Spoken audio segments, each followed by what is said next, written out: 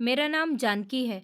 मैं अपनी बेटी से बात कर रही थी कि तभी अचानक मुझे ऐसा लगा कि मेरे कमरे के बाहर दरवाजे पर कोई खड़ा है और इशारे से उसके मुंह पर हाथ रखते हुए मैंने अपनी बेटी से चुप रहने के लिए कहा।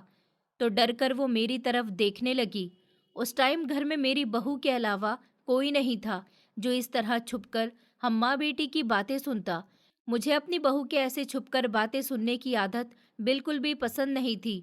मुझे पता था कि वो मेरी बातें सुनती रहती है और ख़ासकर जब मेरी बेटी मेरे घर आती है तो हम दोनों माँ बेटी पर वो नज़र रखती है, क्योंकि वो हमारी छोटी छोटी बातें सुनकर उन्हें पकड़कर लड़ाई करवाना अच्छे से जानती थी।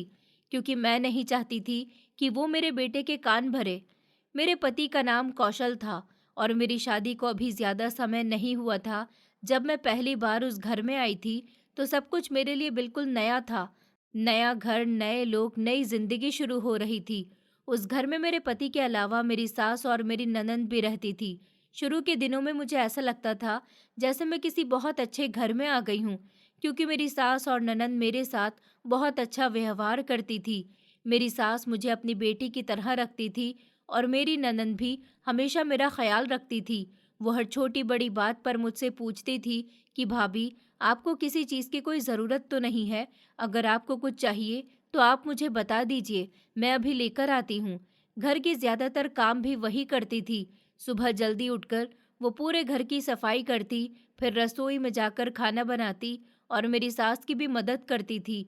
और मुझे अक्सर कहती कि भाभी, आप आराम कीजिए, आपको कुछ करने की ज़रूरत नहीं है।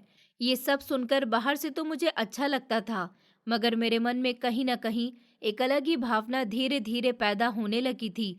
मेरे पति कौशल एक बहुत बड़े बिजनेसमैन थे। उनका अपना बड़ा काम था और वो सुबह जल्दी घर से निकल जाते थे और देर रात को वापस आते थे। उनका ज़्यादातर समय अपने काम में ही बीतता था, मगर जब भी वो घर आते थे तो सबके साथ बराबर प्यार से बात करते थे। वो अपनी माँ का भी बहुत सम्मान करते थे और अपनी बहन से भी बहुत प्यार करते थे।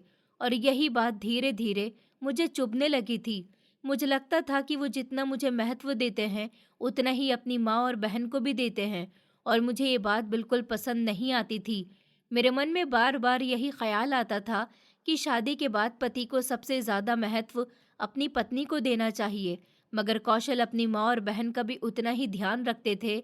वो जब भी बाजार जाते तो कभी अपनी माँ के लिए कुछ ले आते तो कभी अपनी बहन के लिए, और जब वो मुझे भी कुछ देते तो साथ में उनके लिए भी चीज़ें लाते थे। ये सब देखकर मेरे मन में धीरे धीरे जलन पैदा होने लगी थी। मैं चाहती थी कि कौशल का सारा ध्यान सिर्फ मुझ पर हो, मगर ऐसा नहीं था। मेरी ननंद घर के सारे काम करती थी और मैं पूरे दिन अपने कमरे में आराम करती रहती थी। वो मेरे पास आकर मुस्कुराती और पूछती थी कि भाभी, आपको कुछ चाहिए क्या? मैं आपके लिए चाय बना दूं या कुछ और लेकर आऊं? और मैं कभी कभी उस पर हुक्म चलाने लगती थी, जैसे वो मेरी नौकर हो, और फिर भी वो बिना कुछ कहे मेरी हर बात मान लेती थी। उसकी इस आदत से भी मुझे अजीब सा लगता था, क्योंकि वो मुझे बहुत अच्छा मानती थी, मगर मेरे मन में उसके लिए उतनी अच्छी भावना नहीं थी। एक दिन ऐसा हुआ जिसने मेरे मन में और ज़्यादा शक और जलन भर दी। उस दिन मेरी ननंद का जन्मदिन था। घर में सुबह से ही हल्की हल्की खुशी का माहौल था। मेरी सास उसे आशीर्वाद दे रही थी और वो बहुत खुश लग रही थी।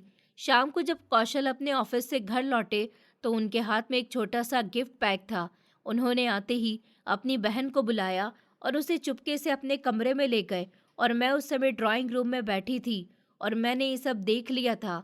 मेरे मन में तुरंत शक पैदा हो गया कि वो क्या चीज़ है जो मुझसे छुपाकर दी जा रही है।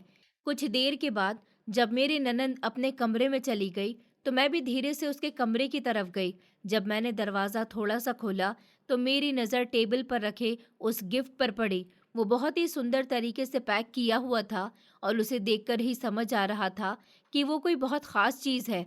ये देखकर मेरे दिल में गुस्सा भर गया। मैंने सोचा कि मेरे पति ने मुझसे छुपाकर अपनी बहन को ये गिफ्ट दिया है। अगर एक गिफ्ट छुपाकर दिया जा सकता है तो पता नहीं और कितनी चीज़ें हैं वो मुझसे छुपाकर उसे देते होंगे। मेरे मन में कई तरह के ख्याल आने लगे। मुझे ऐसा लगने लगा कि शायद मेरे पति अपनी बहन को मुझसे ज़्यादा महत्व देते हैं, और ये बात मुझे बिल्कुल पसंद नहीं थी। मैं वहाँ खड़ी उस गिफ्ट को देखती रही और मेरे मन में जलन और गुस्सा बढ़ता जा रहा था। मुझे ये सब बिल्कुल अच्छा नहीं लग रहा था। मैं चाहती थी कि मेरे पति का प्यार और ध्यान सिर्फ मेरे लिए हो, मगर यहाँ तो वो अपनी माँ और बहन को भी उतना ही महत्व दे रहे थे। उस दिन से मेरे मन में अपनी ननद के लिए एक अजीब सी नाराजगी पैदा होने लगी थी और मुझे लगने लगा था कि अगर वो इस घर में नहीं होती तो शायद मेरे पति का पूरा ध्यान सिर्फ मुझ पर होता। यही सोच सोच कर मेरे मन में उसके लिए जलन और भी बढ़ती जा रही थी और मुझे समझ ही नहीं आ रहा था कि मेरे दिल में ये सब क्यों हो रहा है। मगर सच यही था कि मैं अपने पति का प्यार किसी और के साथ बांटना नहीं चाहती थी। कई साल धीरे धीरे बीत गए और समय के साथ मेरी जिंदगी भी बदलती चली गई। शादी के बाद जब मैं इस घर में आई थी, तब मैं सिर्फ अपने बारे में सोचती थी और मुझे लगता था कि इस घर में सब कुछ मेरे हिसाब से होना चाहिए। लेकिन समय के साथ मेरे 2 बच्चे हो गए, एक बेटा और एक बेटी। मेरे बेटे का नाम राहुल था और मेरी बेटी का नाम दिव्या था। बच्चों के आने से घर में रौनक तो बढ़ गई थी, मगर मेरे मन के अंदर जो स्वार्थ और जलन थी, वो कम होने के बजाय कहीं न कहीं और गहरी होती जा रही थी। मेरी ननंद रिया अभी भी उसी घर में रहती थी और पहले की तरह ही घर के सारे काम करती थी। सुबह सबसे पहले वही उठती थी, आंगन में पानी छिड़कती थी, पूरे घर की सफाई करती थी, फिर रसोई में जाकर सबके लिए चाय बनाती थी। उसके बाद नाश्ता तैयार करती थी और मेरी सास की भी मदद करती थी। मेरी सास उम्र में बड़ी थी, इसलिए रिया उनका बहुत ख्याल रखती थी। वो उन्हें समय पर दवा देती थी, उनके पास बैठकर बातें करती थी और उनका हर छोटा बड़ा काम संभालती थी। मेरे लिए भी वो हमेशा बहुत प्यार से पेश आती थी। वो रोज मेरे कमरे में आकर मुस्कुराकर पूछती थी कि भाभी, आपको कुछ चाहिए तो बताइए, मैं अभी ले आती हूँ। कई बार वो मेरे बच्चों को भी संभाल लेती थी ताकि मुझे कोई परेशानी न हो, लेकिन मेरे मन में उसके लिए कभी सच्चा अपनापन नहीं आया। सच तो ये था कि मुझे उसकी आदत पड़ चुकी थी। मुझे अच्छा लगता था कि घर का सारा काम वही करती है और मुझे कुछ भी नहीं करना पड़ता। मैं पूरे दिन अपने कमरे में आराम करती रहती थी, कभी टीवी देखती, कभी फ़ोन पर बातें करती और कभी यूं ही समय बिताती। मुझे लगता था कि जब तक रिया इस घर में है, मुझे कोई मेहनत नहीं करनी पड़ेगी। इसी वजह से मैं हमेशा चाहती थी कि उसकी शादी न हो। अगर उसकी शादी हो जाती तो घर का सारा काम मेरे ऊपर आ जाता और ये बात मुझे बिल्कुल पसंद नहीं थी। इसलिए जब भी घर में उसकी शादी की बात होती, मैं किसी न किसी बहाने से उसे टाल देती थी। कभी मैं कहती कि अभी रिया छोटी है, अभी कुछ साल बाद देखेंगे। कभी कहती कि अभी कोई अच्छा रिश्ता नहीं मिला, इसलिए थोड़ा इंतज़ार कर लेते हैं। मेरी सास कई बार कहती थी कि बेटी की शादी समय पर हो जानी चाहिए, लेकिन मैं हर बार उन्हें किसी न किसी तरह समझा देती थी। रिया भी कभी खुलकर कुछ नहीं कहती थी, वो चुपचाप सब कुछ सुन लेती थी और जो भी फैसला घर के बड़े लेते, उसे मान लेती थी। कभी-कभी मैं उसके चेहरे पर हल्की सी उदासी देखती थी, लेकिन तब भी मैंने कभी उसके मन की बात जानने की कोशिश ही नहीं की, क्योंकि उस समय मुझे सिर्फ अपने आराम की चिंता थी। फिर एक दिन ऐसा आया जब मेरी ये चाल नहीं चली। उस दिन शाम को मेरे पति कौशल ऑफिस से घर लौटे तो उनके चेहरे पर अलग ही खुशी थी। जैसे ही वो घर में आए, उन्होंने सबको बुलाया और कहा कि आज उन्हें ऑफिस में एक बहुत ही अच्छा रिश्ता मिला है। उन्होंने बताया कि उनके ऑफिस में जो मैनेजर काम करता है, वो बहुत ही अच्छा लड़का है, पढ़ा लिखा है, समझदार है और अच्छे परिवार से है। उन्हें वो लड़का रिया के लिए बहुत पसंद आया और आज शाम को वो अपने परिवार के साथ रिया को देखने हमारे घर आने वाले हैं। ये बात सुनते ही रिया के चेहरे पर खुशी आ गई। उसकी आंखों में चमक थी और वो थोड़ी घबराई हुई भी लग रही थी। शायद वो भी अपने जीवन का नया अध्याय शुरू करना चाहती थी। लेकिन जैसे ही मैंने ये बात सुनी, मेरे मन में बेचैनी और गुस्सा भर गया। मुझे लगा जैसे कोई चीज़ मेरे हाथों से निकल रही हो। मैंने तुरंत अपने पति से कहा, अभी इतनी जल्दी क्या है? रिया की शादी कुछ समय के बाद भी तो हो सकती है। हम आराम से कोई और अच्छा रिश्ता देख सकते हैं। लेकिन इस बार कौशल ने मेरी बात बिल्कुल नहीं मानी। उन्होंने साफ शब्दों में कहा कि अब बहुत समय हो चुका है और वो अपनी बहन की शादी को और देर तक नहीं टालना चाहते। उन्होंने कहा कि रिया भी अब अपनी नई जिंदगी शुरू करना चाहती है। मुझे लगा जैसे मेरी बात की कोई कीमत ही नहीं है, लेकिन सच तो ये था कि कौशल मेरे स्वभाव को अच्छी तरह समझ चुके थे। उन्हें पता था कि मुझे उनकी माँ और बहन से उनका ज्यादा लगाव पसंद नहीं है। कई बार वो मुझे इस बात के लिए समझा भी चुके थे और कभी-कभी नाराज भी हो जाते थे। इसलिए इस बार उन्होंने मेरी एक बात भी नहीं सुनी। शाम को लड़के वाले हमारे घर पर आए। घर में हल्की सी सजावट का माहौल था। मेरी सास ने रिया को अच्छे कपड़े पहनाए और उसे तैयार किया। रिया थोड़ी घबराई हुई थी, लेकिन उसके चेहरे पर उम्मीद साफ दिखाई दे रही थी। जब लड़के वाले आए तो उन्होंने रिया से बातें की, उसके स्वभाव को देखा और थोड़ी देर बाद उन्होंने कह दिया कि उन्हें रिया बहुत पसंद है। अगर हमें भी रिश्ता मंजूर हो तो वो ये शादी जल्दी करना चाहते हैं। ये सुनकर घर में खुशी का माहौल बन गया। मेरी सास की आंखों में खुशी के आंसू आ गए, क्योंकि उन्हें अपनी बेटी के लिए अच्छा घर मिल गया था। लेकिन मेरे मन में खुशी की जगह सिर्फ जलन और नाराजगी थी। कुछ ही दिनों में दोनों परिवारों ने मिलकर शादी की तारीख तय कर दी। लड़के वालों को भी जल्दी थी, इसलिए सिर्फ 2 महीने बाद शादी रखने का फैसला हुआ। घर में शादी की तैयारियां शुरू हो गईं। रिश्तेदारों का आना जाना शुरू हो गया। हर तरफ खुशी का माहौल था, लेकिन मेरे दिल में खुशी नहीं थी। मुझे बार बार यही लग रहा था कि रिया के जाने के बाद घर का सारा काम मुझे करना पड़ेगा। आखिर वो दिन भी आ गया जब रिया की शादी हो गई। शादी के दिन वो बहुत सुंदर लग रही थी। जब उसकी विदाई हुई तो मेरी सास बहुत रो रही थी। रिया भी भावुक हो गई थी, लेकिन वो सबको समझा रही थी कि वो खुश है और अपने नए घर में अच्छी तरह रहेगी। शादी के बाद कुछ समय बीत गया। एक दिन मैं रिया के घर उससे मिलने गई। जब मैं वहां पहुंची तो मैंने देखा कि उसका पति उससे बहुत प्यार से बात कर रहा है। उसकी सास भी उसे अपनी बेटी की तरह रखती थी। घर का माहौल बहुत अच्छा था। रिया के चेहरे पर सच्ची खुशी दिखाई दे रही थी। ये सब देखकर मेरे दिल में फिर से जलन पैदा हो गई। मुझे अच्छा नहीं लग रहा था कि वो अपनी नई जिंदगी में इतनी खुश है। मैं थोड़ी देर वहां बैठी और फिर जल्दी से वापस अपने घर लौट आई। लेकिन मैं अब कुछ और नहीं कर सकती थी। समय आगे बढ़ चुका था। इस बीच मेरे बच्चे भी बड़े हो रहे थे। राहुल और दिव्या अब समझदार होने लगे थे। लेकिन धीरे धीरे मैंने महसूस किया कि मेरे अपने बच्चे भी मुझसे दूर होते जा रहे हैं। वो मेरा इतना सम्मान नहीं करते थे जितना एक माँ का होना चाहिए। कई बार वो मेरी बातों को अनदेखा कर देते थे और कभी कभी मुझसे उल्टा जवाब भी दे देते थे। शायद इसकी वजह भी मैं खुद थी, क्योंकि मैंने हमेशा अपने स्वार्थ के बारे में सोचा था। मैंने अपनी ननद को परेशान करने और अपने आराम के बारे में सोचने में ही समय बिताया था। मैंने अपने बच्चों की परवरिश पर कभी सही ध्यान नहीं दिया, उन्हें अच्छे संस्कार देने की कोशिश ही नहीं की। और अब जब वो बड़े हो रहे थे तो उनके व्यवहार में वही कमी साफ दिखाई देने लगी थी। तब मुझे पहली बार यह एहसास होने लगा कि मैंने अपनी जिंदगी में बहुत बड़ी गलतियां की हैं। लेकिन समय एक बार निकल जाए तो वापस नहीं आता। अब जो कुछ भी हो चुका था उसका असर मेरी जिंदगी में साफ दिखाई देने लगा था, और मैं धीरे धीरे ये समझने लगी थी कि इंसान अगर सिर्फ अपने स्वार्थ के बारे में सोचता है तो एक दिन वही स्वार्थ उसकी जिंदगी में खालीपन और पछतावा छोड़ जाता है। एक दिन की बात है, मेरे पति कौशल हमेशा की तरह सुबह ऑफिस गए थे। उस दिन भी सब कुछ बिल्कुल सामान्य लग रहा था। उन्होंने सुबह जल्दी उठकर चाय पी, थोड़ी देर अखबार पढ़ा और फिर जल्दी से तैयार होकर ऑफिस के लिए निकल गए।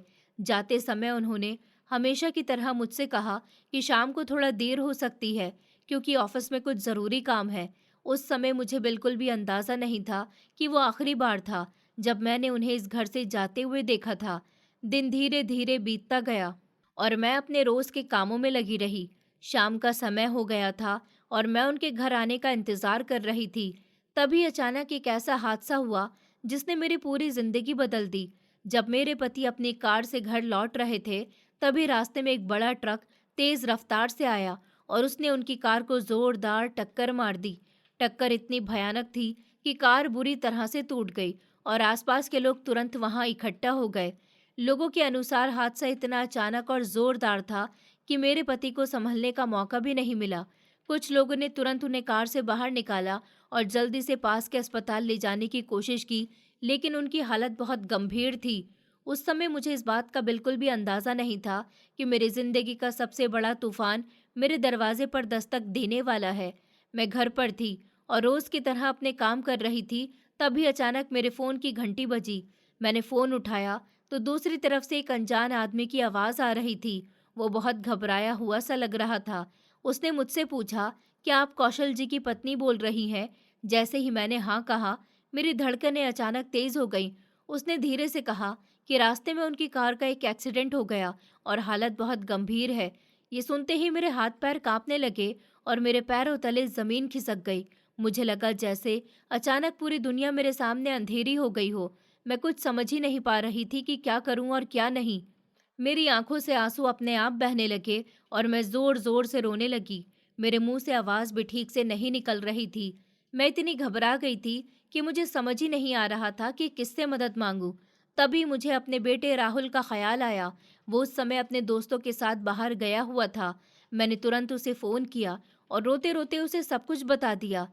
मेरी आवाज सुनकर ही राहुल समझ गया था कि कोई बहुत बड़ी बात हो गई है। वो तुरंत अपने दोस्तों को छोड़कर भागता हुआ घर आया। जैसे ही वो घर पहुंचा, उसने मुझे रोते हुए देखा तो वो भी घबरा गया। उसने मुझे संभालने की कोशिश की और तुरंत उस जगह की तरफ निकल गया जहां एक्सीडेंट हुआ था। जब राहुल वहां पहुंचा तो उसने देखा कि सड़क पर भीड़ लगी हुई है और एक कार पूरी तरह टूट चुकी है। लोगों से पूछने पर उसे पता चला कि हादसा बहुत भयानक था और एक आदमी को कुछ लोग तुरंत अस्पताल लेकर गए हैं। राहुल का दिल बहुत तेजी से धड़क रहा था। वो बिना एक पल भी गंवाए तुरंत अस्पताल की तरफ भागा। लेकिन जब वो अस्पताल पहुंचा तो वहां जो खबर उसे मिली, उसने उसकी दुनिया ही हिला दी। डॉक्टर्स ने उसे बताया कि जब उन्हें अस्पताल लाया गया तब तक बहुत देर हो चुकी थी और वो इस दुनिया को छोड़ चुके थे। ये सुनते ही राहुल जैसे पत्थर का हो गया। उसकी आंखों से आंसू बहने लगे और वो वहीं पर बैठ गया। उस समय उसे समझ नहीं आ रहा था कि वो घर जाकर मुझे ये खबर कैसे बताएगा। कुछ समय के बाद अस्पताल से फोन आया और मुझे बताया गया कि मेरे पति अब इस दुनिया में नहीं रहे। ये सुनते ही मैं पूरी तरह से टूट गई। मुझे ऐसा लगा जैसे मेरी जिंदगी का सहारा ही खत्म हो गया हो। मैं जोर जोर से रोने लगी और बार बार यही कह रही थी कि ये कैसे हो सकता है। जब उनके शरीर को घर लाया गया तो घर में मातम छा गया। मैं उन्हें देखकर फूट फूट कर रो रही थी। मुझे विश्वास ही नहीं हो रहा था कि जिस इंसान के साथ मैंने इतने साल बिताए वो अब हमेशा के लिए मुझे छोड़कर चला गया। उस दिन ऐसा लग रहा था जैसे हमारा पूरा घर बिखर गया हो। मेरे बच्चों पर भी इस घटना का बहुत गहरा असर पड़ा। मेरा बेटा राहुल अंदर से टूट गया था, लेकिन उसने अपने आंसुओं को छिपाकर खुद को संभालने की कोशिश की, क्योंकि अब घर की सारी जिम्मेदारी उसके कंधों पर आ गई थी। उसने धीरे धीरे अपने पिता का कारोबार संभालना शुरू कर दिया और दिन रात मेहनत करने लगा ताकि घर ठीक से चल सके। लेकिन मेरी बेटी दिव्या का व्यवहार बिल्कुल अलग हो गया था। वो पहले से ही थोड़ी लापरवाह हो चुकी थी, लेकिन पिता की मौत के बाद वो पूरी तरह से बिगड़ गई। उसे घर की किसी बात से कोई मतलब नहीं था। वो देर रात तक दोस्तों के साथ बाहर रहती और अक्सर पार्टियों में जाती थी। कई बार वो रात को बहुत देर से घर आती थी और कभी-कभी तो सुबह तक भी बाहर रहती थी। उसका ये व्यवहार देखकर मेरा दिल बहुत दुखी होता था, लेकिन कहीं न कहीं मुझे ये भी पता था कि इसके पीछे मेरी अपनी गलती थी। मैंने कभी अपने बच्चों की सही परवरिश पर ध्यान नहीं दिया था। मैं हमेशा अपनी ननद से जलने और अपने आराम के बारे में सोचने में लगी रहती थी। मैंने अपने बच्चों को अच्छे संस्कार देने की कोशिश ही नहीं की और अब जब वो बड़े हो रहे थे तो उनके व्यवहार में वही कमी साफ दिखाई दे रही थी। समय धीरे धीरे आगे बढ़ता गया और राहुल ने पूरी जिम्मेदारी अपने ऊपर ले ली। वो दिन रात मेहनत करता था और अपने पिता के कारोबार को संभालने लगा था। एक दिन अचानक वो घर आया और उसके साथ एक लड़की भी थी। उसके चेहरे पर अजीब सा आत्मविश्वास था। राहुल ने मुझे देखकर कहा कि माँ, मुझे आपसे एक ज़रूरी बात करनी है। फिर उसने उस लड़की का हाथ पकड़ा और कहा, माँ, हम दोनों ने शादी कर ली है। ये सुनकर मैं बिल्कुल हैरान रह गई। मुझे लगा जैसे मेरे पैरों तले ज़मीन खिसक गई हो। मैंने उसे पूछा कि ये क्या कह रहे हो तुम? तब उसने बताया कि उस लड़की का नाम नैना है और उन्होंने कोर्ट मैरिज कर ली है, क्योंकि नैना के घर वाले इस रिश्ते के लिए तैयार नहीं थे। उसने कहा कि वो नैना से बहुत प्यार करता है और उसके बिना नहीं रह सकता, इसलिए उन्होंने ये फैसला लिया। मैं ये सब सुनकर पूरी तरह से चुप हो गई। मैंने उसे कहा कि बेटा, इतनी बड़ी बात तुमने मुझसे पूछे बिना कैसे कर ली? लेकिन राहुल ने सख्त आवाज में कहा कि अगर मैंने नैना को इस घर में जगह नहीं दी तो वो भी ये घर छोड़कर चला जाएगा। ये सुनकर मैं मजबूर हो गई। मेरी बेटी पहले ही मेरे हाथों से निकल चुकी थी और अगर मेरा बेटा भी मुझे छोड़कर चला जाता तो मैं बिल्कुल अकेली रह जाती। इसलिए मैंने मजबूरी में नैना को इस घर की बहू के रूप में स्वीकार कर लिया। लेकिन धीरे धीरे मुझे महसूस होने लगा कि नैना बहुत चालाक लड़की है। वो हर समय मेरे बेटे के कान भरती रहती थी और कोशिश करती थी कि राहुल सिर्फ उसी की बातें माने। मेरी बेटी दिव्या का देर रात तक बाहर रहना राहुल को बिल्कुल पसंद नहीं था और नैना इस बात को और बढ़ा चढ़ाकर उसे बताती रहती थी। घर में धीरे धीरे तनाव बढ़ने लगा था। नैना ने पहले ही दिन से अपना असली रंग दिखाना शुरू कर दिया था और वो नहीं चाहती थी कि मैं या मेरी बेटी राहुल के करीब रहें। उस समय मुझे धीरे धीरे ये एहसास होने लगा था कि जिस घर को मैंने कभी अपने स्वार्थ और गलतियों से कमज़ोर कर दिया था, अब वही घर मेरे सामने धीरे धीरे टूटता जा रहा था और मैं चाहकर भी उसे संभाल नहीं पा रही थी। समय धीरे धीरे आगे बढ़ता जा रहा था, लेकिन मेरे जीवन की परेशानियां कम होने के बजाय और बढ़ती ही जा रही थी। मेरे पति के जाने के बाद जैसे घर का माहौल ही बदल गया था। पहले घर में चाहे छोटी मोटी परेशानियां होती थी, लेकिन फिर भी एक अपनापन था, एक सहारा था। और सबसे बड़ी बात ये थी कि मेरे पति हर मुश्किल समय में मेरे साथ खड़े रहते थे। लेकिन अब जब वो इस दुनिया में नहीं थे, तो मुझे हर चीज़ अकेले ही सहनी पड़ रही थी। मेरा बेटा राहुल अब घर और कारोबार दोनों संभाल रहा था, लेकिन उसकी शादी के बाद घर में एक नया तनाव भी आ गया था। मेरी बहू नैना का बर्ताव धीरे धीरे मेरे साथ बहुत खराब होता जा रहा था। शुरू शुरू में वो सामने से तो मीठा बोलती थी, लेकिन धीरे धीरे उसका असली स्वभाव सामने आने लगा था। वो छोटी छोटी बातों पर मुझे ताने देती थी, कभी मेरे काम में कमी निकालती थी और कई बार तो राहुल के सामने मेरी शिकायत भी कर देती थी। राहुल पहले जैसा नहीं रहा था, वो अब ज्यादातर नैना की ही बातें मानता था। जब भी घर में कोई बात होती, वो बिना पूरी बात समझे मेरी जगह नैना का साथ देता। ये सब देखकर मेरे दिल को बहुत चोट लगती थी, लेकिन मैं चुप रह जाती थी क्योंकि मैं अपने बेटे को अपने से दूर नहीं करना चाहती थी। इसी बीच मेरी बेटी दिव्या भी कॉलेज में पढ़ रही थी। वो पहले से ही थोड़ी जिद्दी स्वभाव की थी और पिता के जाने के बाद तो वो और भी बदल गई। वो अक्सर दोस्तों के साथ बाहर रहती थी, देर रात घर आती थी और कई बार तो घर की किसी बात में उसकी कोई दिलचस्पी ही नहीं होती थी। मैं कई बार उसे समझाने की कोशिश करती थी, लेकिन वो मेरी बात को गंभीरता से नहीं लेती थी। एक दिन की बात है, दोपहर का समय था। दिव्या कॉलेज से वापस आई। उस दिन वो कुछ अलग सी लग रही थी। वो सीधे मेरे कमरे में आई और मेरे पास आकर बैठ गई। उसके चेहरे पर थोड़ी झिझक थी, जैसे वो मुझसे कोई ज़रूरी बात कहना चाहती हो। मैंने उसे देखा और प्यार से पूछा, क्या बात है बेटी, तुम इतनी चुप क्यों हो? तब उसने धीरे से कहा कि माँ, मुझे आपसे एक ज़रूरी बात करनी है। मैंने उससे कहा कि हाँ बेटी, बताओ क्या बात है। कुछ पल वो चुप रही, जैसे शब्द ढूंढ रही हो। फिर उसने धीरे धीरे मुझे बताया कि उसके कॉलेज में एक लड़का है और वो उसे बहुत पसंद करती है। उसने कहा कि वो उससे काफ़ी समय से बात कर रही है और अब वो उससे शादी करना चाहती है।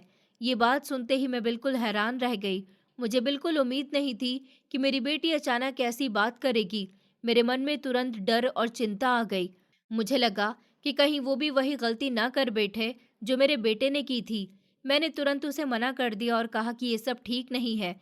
मैंने उसे साफ शब्दों में कहा कि मैं उसकी शादी इस तरह किसी लड़के से नहीं होने दूंगी। मैंने कहा कि उसके भाई ने जो किया वो पहले ही मेरे लिए बहुत बड़ा झटका था और मैं नहीं चाहती कि वो भी बिना सोचे समझे ऐसा कोई फैसला ले। मैंने उसे समझाते हुए कहा कि शादी बहुत बड़ा फैसला होता है और ये सिर्फ पसंद या प्यार से नहीं चलती। मैंने कहा कि मैं उसकी माँ हूँ और मैं चाहती हूँ कि उसकी शादी ऐसे लड़के से हो जो हर तरह से अच्छा हो, जिसका परिवार अच्छा हो और जो उसे ज़िंदगी भर खुश रख सके। इसलिए मैंने उससे कहा कि उसकी शादी मैं अपनी पसंद के लड़के से करूँगी, जैसे हर माँ चाहती है कि उसकी बेटी का घर अच्छा बसे। लेकिन मेरी ये बात सुनकर दिव्या अचानक गुस्से में खड़ी हो गई। उसके चेहरे पर नाराज़गी साफ दिखाई दे रही थी। उसने तेज़ आवाज़ में कहा, जब भाई ने अपनी पसंद से शादी की थी और भाभी को घर लेकर आए थे, तब तो आपने उनसे कुछ नहीं कहा, तब आपको कोई परेशानी नहीं हुई। लेकिन आज जब मैं अपनी पसंद से शादी करना चाहती हूँ, तो आप मुझे रोक रही हैं, सिर्फ इसलिए कि मैं आपकी बेटी हूँ। उसकी ये बात सुनकर मैं कुछ पल के लिए बिल्कुल चुप हो गई। मुझे समझ नहीं आ रहा था कि मैं उसे क्या जवाब दूँ। उसने आगे कहा, माँ, मैंने कभी नहीं सोचा था कि आप मेरे साथ ऐसा करेंगी। आप हमेशा कहती थी कि आप हमसे बहुत प्यार करती हैं, लेकिन आज लग रहा है कि आप मेरे साथ न्याय नहीं कर रही। उसकी आवाज़ में दुख और गुस्सा दोनों थे। उसकी बातें मेरे दिल में चुभ रही थी। मुझे बहुत ही बुरा लग रहा था कि मेरी अपनी बेटी मुझसे इस तरह से बात कर रही है। लेकिन मैं ये भी जानती थी कि अगर मैंने उसे अभी नहीं रोका, तो शायद वो जल्दबाजी में कोई ऐसा फैसला कर लेगी जिसका पछतावा उसे ज़िंदगी भर रहेगा। फिर मैंने उसे शांत करने की कोशिश की। मैंने उससे कहा कि बात सिर्फ पसंद की नहीं है बेटा। मैंने उसे समझाया कि उसका भाई राहुल वैसे ही उसके देर रात घर आने और पार्टियों में जाने से नाराज़ रहता है। वो पहले से ही उसकी आदतों से खुश नहीं है। अगर अब वो अपनी पसंद से शादी करने की जिद करेगी, तो राहुल को ये बात बिल्कुल पसंद नहीं आएगी। हो सकता है कि वो उससे बहुत नाराज़ हो जाए और दोनों भाई-बहन के बीच दूरी और ज़्यादा बढ़ जाए। लेकिन मेरी बात सुनकर दिव्या ने बिल्कुल साफ शब्दों में कहा कि माँ, मुझे इन सब बातों से कोई फ़र्क नहीं पड़ता। जब भाई ने अपनी पसंद से शादी की थी, तब उन्होंने भी तो हमारे बारे में नहीं सोचा था। अगर उन्होंने अपनी ज़िंदगी का फ़ैसला खुद किया, तो मैं क्यों नहीं कर सकती?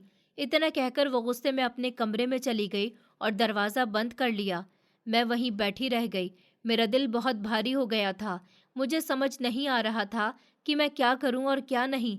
एक तरफ मेरा बेटा था, जो अब अपनी पत्नी के कहने पर चलता था, और दूसरी तरफ मेरी बेटी थी, जो मेरी बातें सुनने को तैयार नहीं थी। उस दिन मैं अपने कमरे में बहुत देर तक बैठी सोचती रही। मेरे मन में बार बार यही ख्याल आ रहा था कि अगर मैंने अपने बच्चों की परवरिश पर सही समय पर ध्यान दिया होता, अगर मैंने उन्हें सही रास्ता दिखाया होता, तो शायद आज हालात ऐसे नहीं होते। मुझे अपने बीते हुए दिन याद आने लगे। मुझे लगा कि मैंने अपने जीवन का बहुत सारा समय गलत बातों में बर्बाद कर दिया। मैं हमेशा अपनी नंद से जलती रही, अपने आराम के बारे में सोचती रही और घर की छोटी-छोटी बातों में उलझी रही। मैंने कभी ये भी नहीं सोचा कि मेरे बच्चे बड़े हो रहे हैं और उन्हें मेरी ज़रूरत है। उन्हें सही और गलत का फ़र्क समझाने की ज़रूरत है। आज जब मैं उन्हें देखती थी तो मुझे लगता था कि कहीं न कहीं उनकी गलतियों के पीछे मेरी ही गलती है। पहले ही मेरा बेटा अपनी पसंद की शादी कर चुका था और उसकी पत्नी नैना हर समय उसके कान भरती रहती थी। वो अक्सर राहुल को मेरे और दिव्या के खिलाफ भड़काती रहती थी। कई बार मैं देखती थी कि राहुल हमसे बिना वजह नाराज़ हो जाता था। शायद वो नैना की बातों से प्रभावित हो चुका था।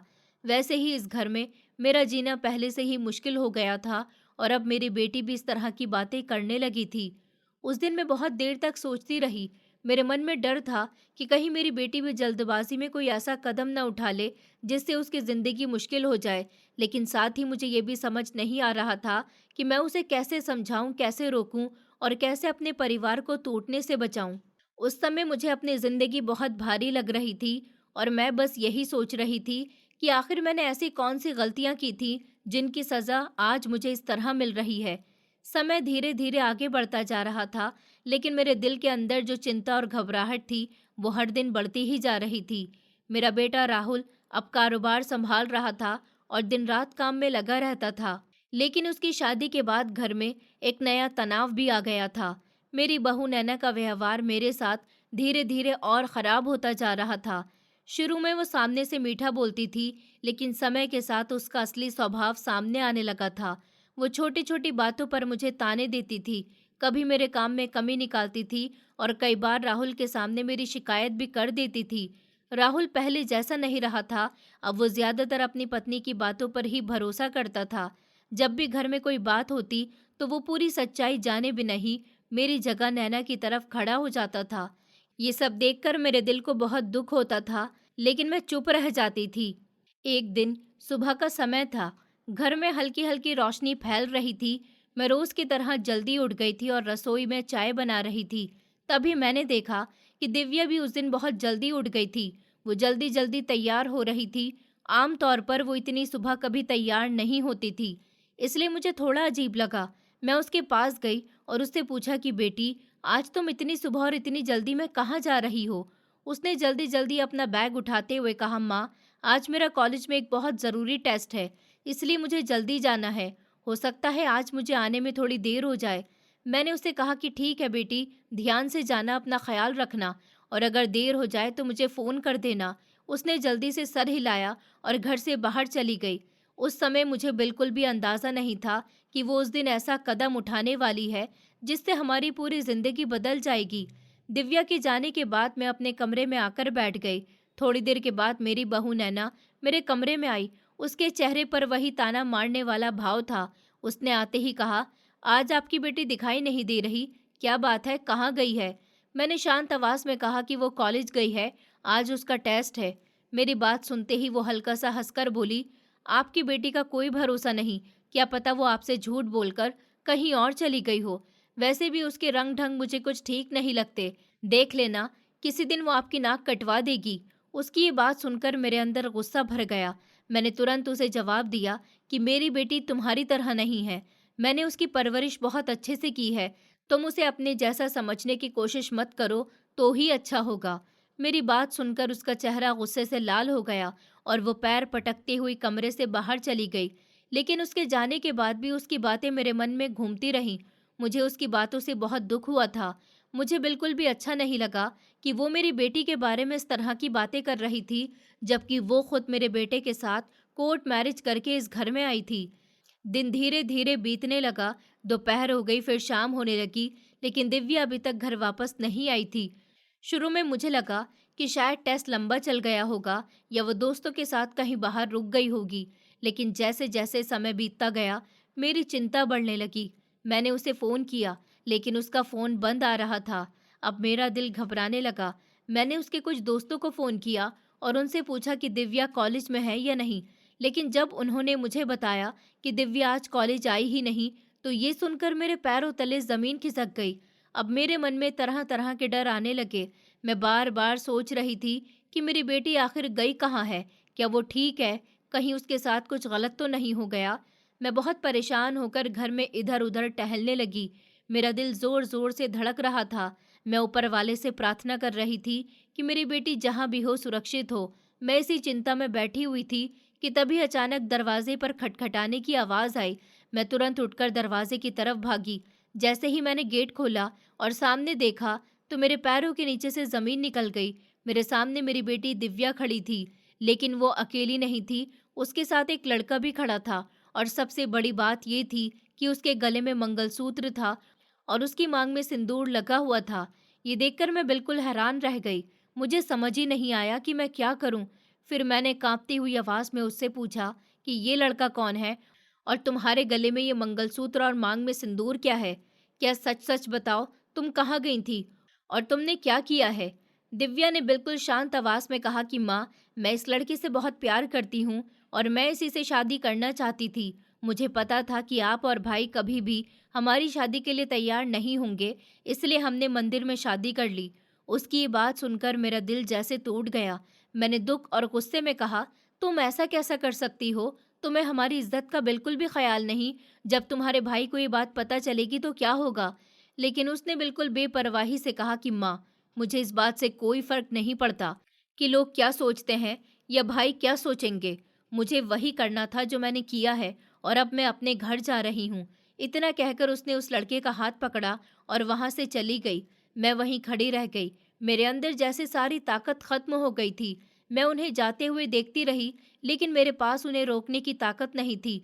उन दोनों के जाने के बाद मैं वहीं जमीन पर बैठ गई और जोर जोर से रोने लगी। मेरी आंखों से आंसू नहीं रुक रहे थे। कुछ महीनों पहले मेरे बेटे ने अपनी मर्जी से शादी की थी और अब मेरी बेटी ने भी वही किया था। मुझे ऐसा लग रहा था जैसे मेरी इज्जत मेरे सामने टूटकर बिखर गई हो। मेरी बेटी ने एक बार भी ये नहीं सोचा कि उसकी इस हरकत से मुझे कितना दुख होगा। कुछ देर के बाद जब राहुल को ये बात पता चली, तो वो बहुत गुस्सा हो गया। उसने कहा कि वो ऐसा कैसे कर सकती है। उसने आपके और मेरे बारे में एक बार भी नहीं सोचा। अब मैं उससे जिंदगी में कभी भी बात नहीं करूंगा और ना ही उससे कोई रिश्ता रखना चाहूंगा।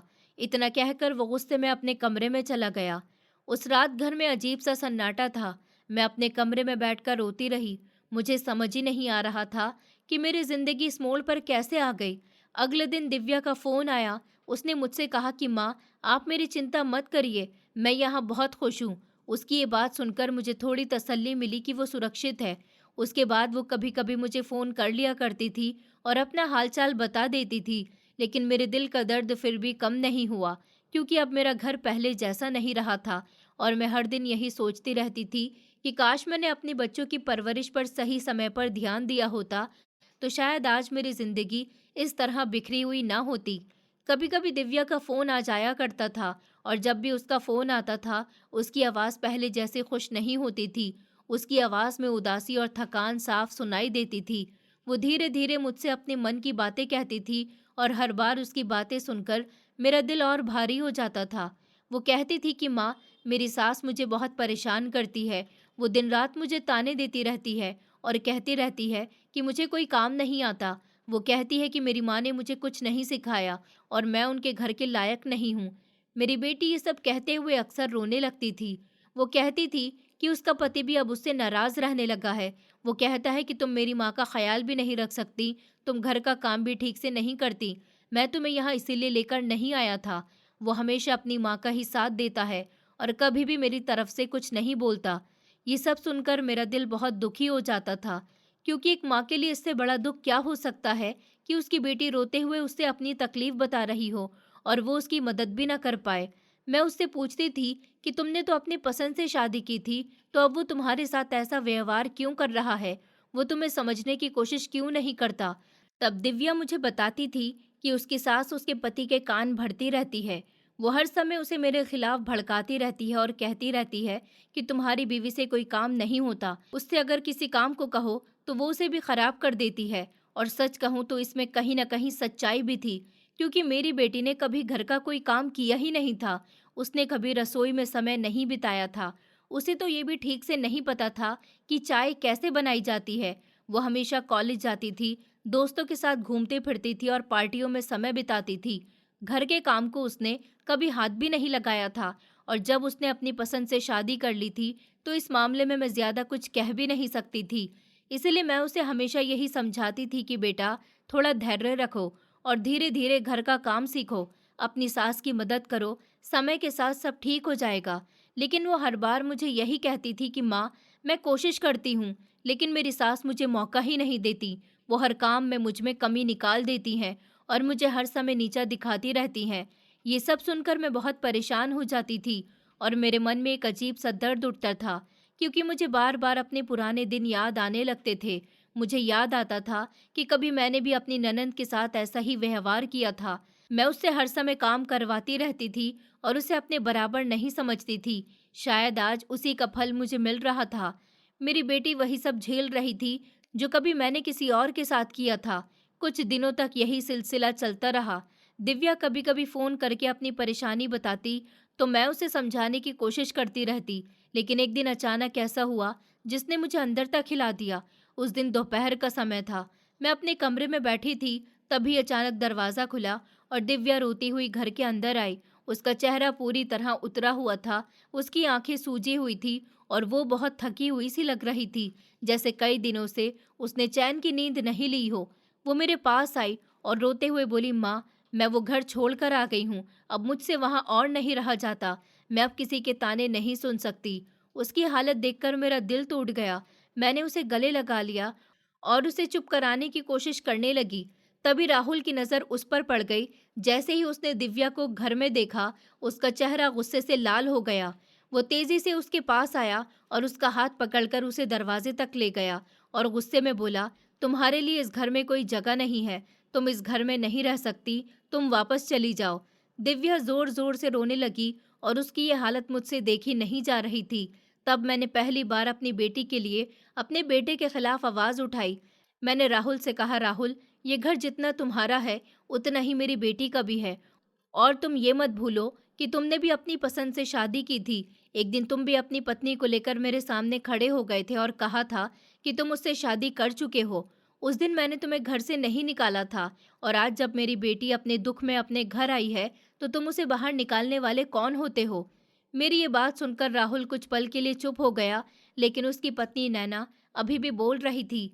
वो कहने लगी, आप तो अपनी बेटी की ही तरफदारी करेंगी क्योंकि आप उसकी माँ हैं, लेकिन अगर आपको अपनी बेटी को अपने साथ रखना है, तो फिर हम आपसे अलग हो जाएंगे। हम इस घर में आपके साथ नहीं रहेंगे। ये सुनकर मेरा बेटा भी उसकी तरफ से बोलने लगा। ये देखकर मैं हैरान रह गई। मुझे ऐसा लगा जैसे मेरे दिल की धड़कनें अचानक बहुत तेज हो गई हों। मेरा सर चकराने लगा था, लेकिन मैंने खुद को संभाला और अपनी बेटी का हाथ पकड़कर उसे अपने कमरे में ले आई। वो मेरे सामने बैठकर मुझे बताने लगी कि उसके ससुराल में उसके साथ कैसा व्यवहार किया जाता है। वो बता रही थी कि कैसे उसकी सास उसे हर बात पर डांटती रहती है और कैसे उसका पति भी अब उससे दूर हो गया। तभी अचानक मुझे ऐसा लगा जैसे हमारे कमरे के बाहर कोई खड़ा होकर हमारी बातें सुन रहा है। मैंने तुरंत दिव्या को चुप रहने का इशारा किया। वो डर गई और चुप हो गई। कुछ देर के बाद मैं धीरे से उठी और दरवाज़ा खोलकर बाहर देखा, लेकिन वहाँ पर कोई नहीं था। फिर भी मुझे पूरा यकीन था कि वहाँ मेरी बहू ही खड़ी होगी, क्योंकि मुझे उसकी आदत अच्छी तरह पता थी। जब भी राहुल मेरे पास बैठकर मुझसे बातें करता था, तो वो बाहर खड़ी होकर हमारी बातें सुनती रहती थी। मुझे उसकी ये आदत बिल्कुल पसंद नहीं थी, लेकिन मैं फिर भी चुप रहती थी। दिव्या अब हमारे साथ घर में रहने लगी थी, लेकिन नैना उसे हर दिन ताने देती रहती थी। वो कहती थी कि ये घर उसके पति के मेहनत से चलता है और उनके पास इतने पैसे नहीं हैं कि वो किसी और का खर्चा उठा सके या किसी को इस तरह अपने घर में रख सके। मैं उसकी बातें सुनकर चुप रह जाती थी, क्योंकि मुझे पता था अगर मैंने उसे कुछ भी कह दिया तो वो रात में मेरे बेटे के कान भर देगी और उसे हमारे खिलाफ भड़का देगी। और सच ये था कि इस घर के अलावा हमारा कोई और सहारा भी नहीं था। मैं अपनी बेटी को लेकर कहाँ जाती, यही सोचकर मैं सब कुछ चुपचाप सहती रहती थी। लेकिन हर रात जब मैं अकेली होती थी तो मुझे अपने पुराने दिन याद आते थे। मुझे याद आता था कि कभी मैंने भी अपनी ननंद के साथ ऐसा ही व्यवहार किया था। मैं उससे हर समय काम करवाती थी और उसे अपने से कम समझती थी। आज वही सब मेरी बेटी के साथ हो रहा था और मेरी बहू वही सब उसके साथ कर रही थी जो मैंने कभी किसी और के साथ किया था। ये सब देखकर मेरा दिल बहुत दुखी हो जाता था और कई बार मुझे लगता था कि शायद ये सब मेरे अपने कर्मों का ही फल है। लेकिन फिर भी एक माँ होने के नाते अपनी बेटी का दर्द मुझसे देखा नहीं जाता था और मैं हर दिन ऊपर वाले से यही प्रार्थना करती थी कि किसी तरह मेरी बेटी की जिंदगी में फिर से शांति और खुशी लौट आए, क्योंकि अब मुझसे उसका दुख और उसकी बेबसी देखी नहीं जा रही थी। एक दिन सुबह का समय था। मैंने किचन में जाकर चाय बनाई और फिर नाश्ता तैयार करने लगी। उस दिन मेरे मन में कई तरह के विचार चल रहे थे, क्योंकि पिछले कुछ दिनों से घर का माहौल थोड़ा बदलने लगा था, लेकिन फिर भी मेरे दिल में कहीं न कहीं एक भारीपन था। मैं नाश्ता बनाकर प्लेट में रख रही थी ताकि मैं और दिव्या अपने कमरे में बैठकर आराम से खा सकें। जब सब कुछ तैयार हो गया तो मैंने ट्रे में नाश्ता रखा और अपने कमरे की तरफ चलने लगी। तभी जैसे ही मैं राहुल और नैना के कमरे के पास से गुजरी, मुझे अंदर से उनकी बातों की आवाज़ सुनाई दी। मैं पहले तो आगे बढ़ने ही वाली थी, फिर अचानक राहुल की बात मेरे कानों में साफ सुनाई दी। इसलिए मैं अनजाने में ही दरवाजे के बाहर रुक गई और उनकी बातें सुनने लगी। राहुल अपनी पत्नी से कह रहा था, नैना, क्या हम जो कर रहे हैं वो ठीक है? मैं ये सब इसलिए कर रहा हूँ ताकि मेरी माँ और मेरी बहन को थोड़ा समझ आ जाए। बचपन से मैंने अपनी माँ को देखा कि उन्होंने मेरी बुआ के साथ बहुत गलत व्यवहार किया और शायद वही सब देखकर दिव्या भी बहुत बिगड़ गई और माँ भी कभी अपनी गलती समझ नहीं पाई। इसलिए मैं उनके सामने इतना कठोर बनता हूँ ताकि उन्हें अपनी गलतियों का एहसास हो सके। मैंने तुमसे भी ये सब करने के लिए सिर्फ इसलिए कहा था ताकि उन्हें लगे कि दूसरों को दुख देने का दर्द कैसा होता है। लेकिन अब मुझे लगता है कि शायद अब उन्हें समझ आने लगा है कि उन्होंने अपनी ज़िंदगी में कितनी गलतियाँ की हैं। राहुल की ये बात सुनकर मैं बिल्कुल हैरान रह गई। मुझे यकीन ही नहीं हो रहा था कि मेरा बेटा इतना बुरा नहीं था जितना वो हमारे सामने बनकर दिखाता था। वो तो ये सब कुछ सिर्फ हमें सुधारने के लिए कर रहा था और उसकी पत्नी भी उतनी बुरी नहीं थी जितनी मुझे लगती थी। मैं कुछ देर तक वहीं खड़ी रहकर सब सोचती रही। मेरे मन में अपने पुराने दिन घूमने लगे। मुझे अपनी ननंद याद आने लगी, जिसके साथ मैंने कभी बहुत कठोर व्यवहार किया था। मैंने उसे कभी अपना नहीं समझा था और उसे अपने से कम समझा था। शायद वही सब आज मेरे सामने वापस आ रहा था। कुछ पल के बाद मैंने हिम्मत की और दरवाज़ा खोलकर कमरे के अंदर चली गई। जैसे ही राहुल और नैना ने मुझे देखा, वो दोनों हैरान रह गए। राहुल बोला, माँ आप यहाँ? तब मैंने धीरे से कहा, मुझे तुम दोनों की सारी बातें सुनाई दे गईं। ये कहते ही मेरी आंखों से आंसू निकलने लगे। मैंने उनसे कहा कि मुझे बहुत शर्म आ रही है कि मैंने अपनी ननंद के साथ इतना गलत व्यवहार किया और शायद उसी का असर मेरी बेटी पर भी पड़ा। अब मुझे अपनी गलती का एहसास हो गया। तुम दोनों ने जो नाटक किया वो सिर्फ इसलिए किया ताकि मुझे और दिव्या को समझ आ जाए, और सच में अब हमें समझ आ गया। इतना कहते कहते मैं और ज्यादा रोने लगी। ये देखकर राहुल तुरंत मेरे पास आया। उसने मुझे अपने गले से लगा लिया और बोला, माँ, आपको रोने की ज़रूरत नहीं है। अगर आपको दुख पहुंचा है तो मुझे माफ़ कर दीजिए, लेकिन मैं बस इतना चाहता था कि आपको समझ आ जाए कि जो आपने किया वो सही नहीं था और जो दिव्या कर रही थी वो भी सही नहीं था। अगर उसे बचपन से सही परवरिश मिलती तो शायद वो आज इतनी परेशान न होती। मैंने उसकी बात सुनकर सर झुका लिया और कहा कि हाँ बेटा, तुम ठीक कह रहे हो। ये मेरी ही गलती है जो आज दिव्या ऐसी बन गई है। मैं उसे बहुत समझाती हूँ, लेकिन शायद वो मेरी बात ठीक से समझ नहीं पाई। तभी मेरी बहू नैना भी मेरे पास आई। उसकी आंखों में भी आंसू थे। उसने मेरे हाथ पकड़कर कहा कि माँ जी, मुझे भी माफ़ कर दीजिए। मैंने आपके साथ बहुत कठोर व्यवहार किया, लेकिन मैंने ये सब जानबूझकर किया था। मैं तो बस राहुल के कहने पर ये सब कर रही थी ताकि आपको और दिव्या को अपनी गलती का एहसास हो सके। उसकी बात सुनकर मैंने कहा, बेटा, तुम्हें माफ़ी मांगने की कोई ज़रूरत नहीं है। तुमने जो किया वो ठीक किया। अगर तुम दोनों ऐसा नहीं करते तो शायद मुझे कभी अपनी गलती का एहसास ही नहीं होता। मैं तुम दोनों की बहुत आभारी हूँ। इतना कहकर मैंने राहुल और नैना दोनों को गले लगा लिया। उसी समय अचानक दरवाजे के पास हल्की सी आवाज़ आई। हम तीनों ने मुड़कर देखा तो वहाँ दिव्या खड़ी हुई थी। उसने हमारी सारी बातें सुन ली थी। उसके चेहरे पर शर्म और पछतावा साफ दिखाई दे रहा था। वो धीरे धीरे हमारे पास आई और रोते हुए राहुल के सामने खड़ी हो गई। उसने कहा, भैया, मुझे माफ़ कर दीजिए। मैंने बहुत गलतियाँ की हैं। मैंने आपकी और माँ की बात कभी नहीं मानी और हमेशा अपनी मर्जी से सब कुछ किया। फिर उसने नैना की तरफ देखा और कहा कि भाभी, आप भी मुझे माफ़ कर दीजिए। मैंने आपको कभी समझने की कोशिश ही नहीं की। दिव्या ये कहते कहते रोने लगी। राहुल ने उसे अपने पास खींच लिया और कहा, अब पुरानी बातें भूल जाओ। अगर तुम्हें अपनी गलती का एहसास हो गया तो वही सबसे बड़ी बात है। नैना ने भी उसे गले लगा लिया। उस दिन पहली बार मुझे लगा कि हमारा परिवार फिर से एक साथ हो गया। घर का माहौल बदल गया। हम सब एक दूसरे को समझने लगे थे। कुछ दिन ऐसे ही शांति से बीत गए। फिर एक दिन अचानक दिव्या का पति उसे लेने हमारे घर आ गया। वो बहुत ही शांत और विनम्र होकर आया। उसने आते ही दिव्या से माफ़ी मांगी और कहा, अगर मेरी माँ ने तुम्हारे साथ गलत व्यवहार किया है तो मुझे माफ़ कर दो और मेरे साथ घर वापस चलो।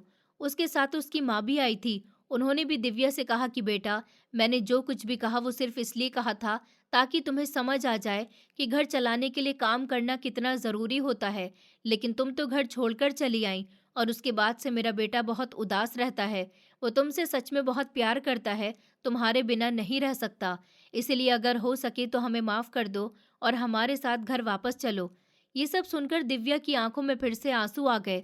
मैंने भी उसे समझाया कि अगर तुम्हारा पति खुद तुम्हें लेने आया है और वो तुम्हें अपने साथ रखना चाहता है तो तुम्हें उसके साथ वापस जाना चाहिए, क्योंकि यही तुम्हारा घर है। दिव्या ने मेरी बात मान ली और अपने पति के साथ वापस चली गई। आज वो अपने परिवार के साथ खुशी से जिंदगी जी रही है और मैं भी अपने बेटे और बहू के साथ बहुत खुशी से रह रही हूँ। इस पूरे अनुभव ने मुझे एक बहुत बड़ी बात सिखा दी कि अगर हम किसी के साथ बुरा व्यवहार करते हैं और किसी को बिना वजह दुख देते हैं तो एक दिन वही सब हमारे पास लौटकर ज़रूर आता है। मुझे अब पूरी तरह समझ आ गया था कि मैंने अपनी ननंद के साथ जो किया था वो गलत था और वही सब किसी न किसी रूप में मुझे भी सहना पड़ा। लेकिन मैं ऊपर वाले का दिल से धन्यवाद करती हूँ कि उसने मुझे इतना समझदार बेटा दिया, जिसने मुझे सही और गलत का फ़र्क समझाया और मेरे परिवार को फिर से एक साथ जोड़ दिया।